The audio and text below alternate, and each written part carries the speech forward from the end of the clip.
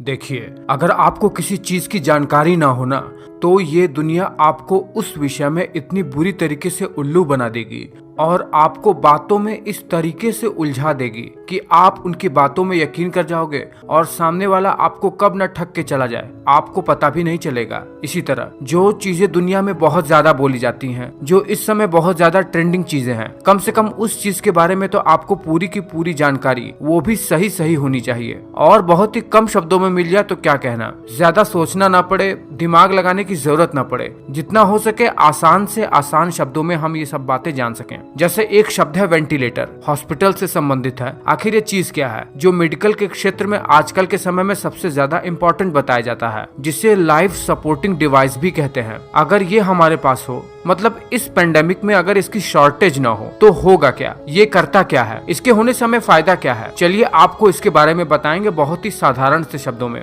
ज्यादा दिमाग लगाने की जरूरत नहीं पड़ेगी। देखिए, हमारा फेफड़ा हमें सांस लेने में मदद करता है। हम नाक से सांस लेते हैं। यह एयर जो कि हम नाक से लेते हैं वो विंड पाइप से होते हुए दो भागों में बढ़ जाता है, जो कि फेफड़ा होता है। इन फेफड़ों के अंदर छोटे छोटे बैग लाइक स्ट्रक्चर होते हैं जिन्हें एल्वियोलाई कहते हैं। यहीं से ऑक्सीजन ब्लड में पास होता है और पुराना कार्बन डाइऑक्साइड एल्वियोलाई से होकर नाक के द्वारा हमारे शरीर से बाहर निकल जाता है। लेकिन कुछ कंडीशन में ऐसा होता है जब व्यक्ति का फेफड़ा ढंग से काम नहीं कर पाता है, जैसे निमोनिया, कुछ खास प्रकार की फेफड़ों की बीमारियां, जैसे चीजों में उसे सांस लेने में मैकेनिकल मशीनों की आवश्यकता होती है और उसी मैकेनिकल मशीन को जो व्यक्ति को सांस लेने में मदद कर सकता है उसी को कहते हैं वेंटिलेटर। जैसा इसका नाम है, वेंटिलेटर मतलब वेंटिलेशन करने वाला। अब देखिए ये कैसा होता है, ये काम कैसे करता है। देखिए, सबसे पहले तो जिस भी पेशेंट को वेंटिलेटर पर लाना होता है उससे पहले कुछ खास प्रकार के ड्रग देकर बेहोश कर दिया जाता है। फिर इस प्रक्रिया में एक एल टाइप की टूल होती है जिसे लैरिंगोस्कोप कहते हैं।